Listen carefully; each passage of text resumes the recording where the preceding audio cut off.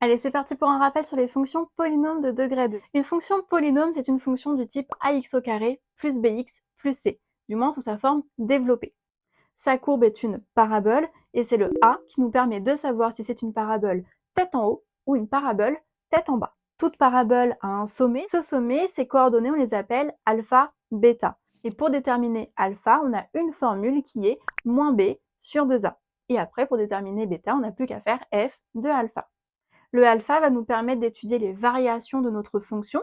Donc si on a une parabole tête en bas, eh bien on sait qu'on sera d'abord décroissant avant alpha, puis croissant après alpha.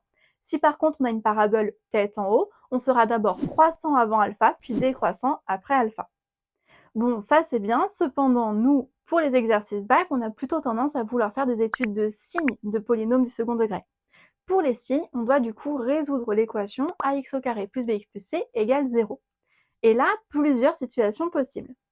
Déjà, il nous faut calculer le discriminant. Discriminant, la formule, c'est donc delta, on l'appelle delta, égale à b carré moins 4ac. Si ce discriminant est négatif, bon ben là, vous êtes libéré, pas de solution, le polynôme est toujours du signe de a. S'il n'y a pas de solution, ça veut dire que notre parabole est soit toujours au-dessus de l'axe des abscisses, soit toujours en dessous de l'axe des abscisses.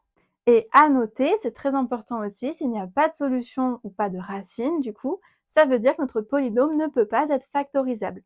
Du moins, il n'y a pas de forme factorisée sur les réels. On continue. Si le discriminant est égal à 0, à ce moment-là, il n'y a qu'une seule solution qu'on appelle une racine double. Pourquoi une racine double? Parce que du coup, on pourra écrire notre forme factorisée de la même manière que si on avait deux fois en fait cette racine. En fait, on aurait l'expression du coup a facteur de x moins x0, appelons-le x0, le tout au carré. Comment je le détermine? Je calcule moins b sur 2a. En fait, ça revient à mon alpha.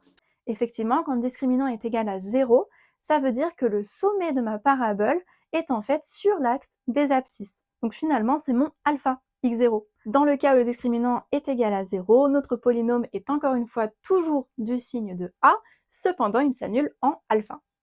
Et enfin, dernière possibilité, notre discriminant est positif, et donc là il y a deux solutions. Notre polynôme est bien factorisable, on peut appeler ces solutions x1 et x2. On a donc la forme factorisée qui est a facteur de x moins x1 facteur de x moins x2. Et pour trouver x1 et x2, il nous faut calculer moins b moins racine de delta sur 2a et moins b plus racine de delta sur 2a. Et donc dans cette dernière situation, notre polynôme est du signe de a en dehors des racines et du signe de moins a entre les racines. Voilà pour tous ces rappels sur les polynômes. On passe aux exercices.